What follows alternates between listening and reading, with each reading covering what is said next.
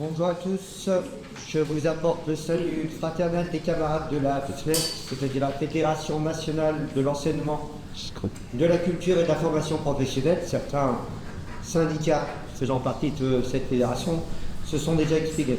Je partage pleinement le rapport fait par Philippe ainsi que vos interventions, enfin les interventions qui ont été faites.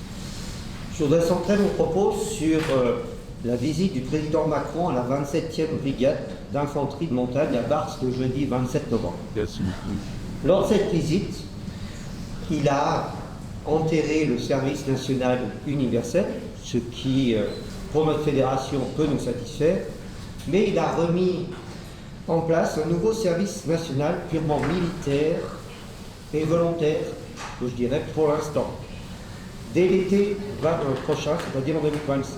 Dans son discours, il annonce le recrutement de 3000 personnes en 2026 et pour un objectif de 50 000 en 2035, le tout pour une rémunération de 800 € par mois minimum. C'est-à-dire qu'elle est lien avec l'éducation nationale. Pour arriver à ces fins, le président va s'appuyer sur des classes défense déjà présentes dans les airs, comme au lycée Ferdinand-Buisson à Voiron.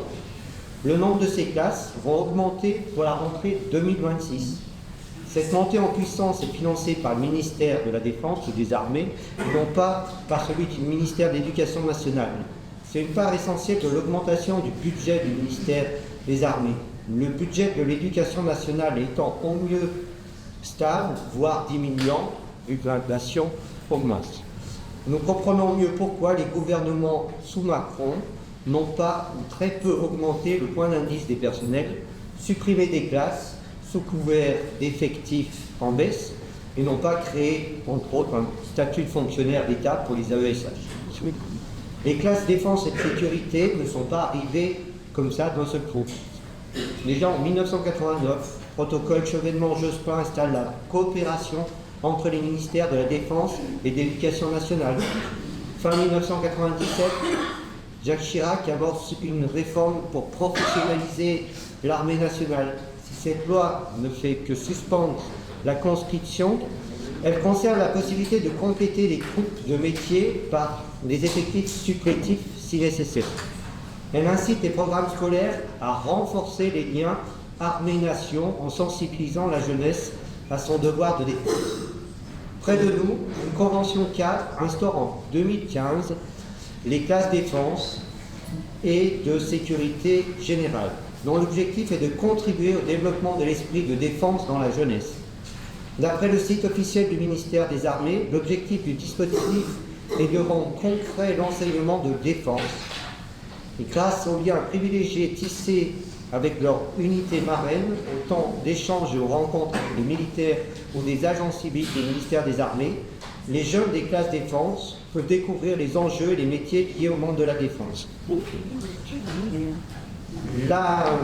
Les classes défense favorisent l'appropriation des valeurs républicaines et développent la culture de l'engagement. C'est ce qui est indiqué dans les objectifs. Donc c'est plutôt clair, on recrute. Puis c'est à Édouard Philippe en 2019, qui avait instauré le SNU, qui suscite une opposition considérable dans le pays. En juillet 2023, il en est de même dans la mise en place d'un secrétariat d'État dédié au SNU. En janvier 2024, Gabriel Attal, alors Premier ministre, annonce la généralisation du dispositif qui va être donc mis en extinction par le ministre en place, Premier ministre en place, Le Cornu, à partir du 1er janvier 2026. Mais celui-ci se démène alors pour assurer un budget d'austérité au pays avec une augmentation de celui de la défense. Comme il a été dit ici, le chef d'état-major des armées s'est adressé au Congrès des maires de France. Je ne vais pas revenir sur ce qu'il a dit, mais entre autres, de préparer la population au futur conflit pour que d'ici 2 à 3 ans, il y ait la force d'âme d'accepter le risque de perdre ses enfants. Donc, c'est donc très clair.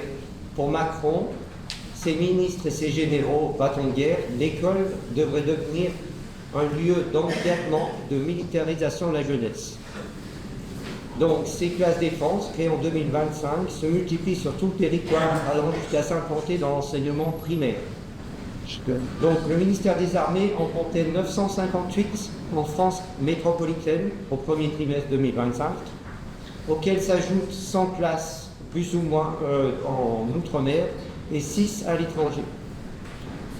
Dans le même temps, les personnels sont de plus en plus appelés à participer à des formations organisées par les trinômes académiques associant les autorités de l'éducation nationale et les autorités militaires territoriales et portant sur l'éducation à la défense. Ces dispositions s'articulent enfin avec le projet présidentiel d'un service militaire volontaire rénové et qui veut recruter jusqu'à 50 000 jeunes, comme je l'ai dit, dans les prochaines années. La FNEC-FPFO et ses syndicats refusent la propagande guerrière et s'opposent totalement à l'objectif avoué de se préparer à envoyer nos élèves, nos étudiants, se faire massacrer. Elle refuse également tout dispositif de militarisation de l'école et d'embrigadement de la jeunesse. Je vous remercie de votre écoute. Vive l'UDFO, vive la CVT Force Armées.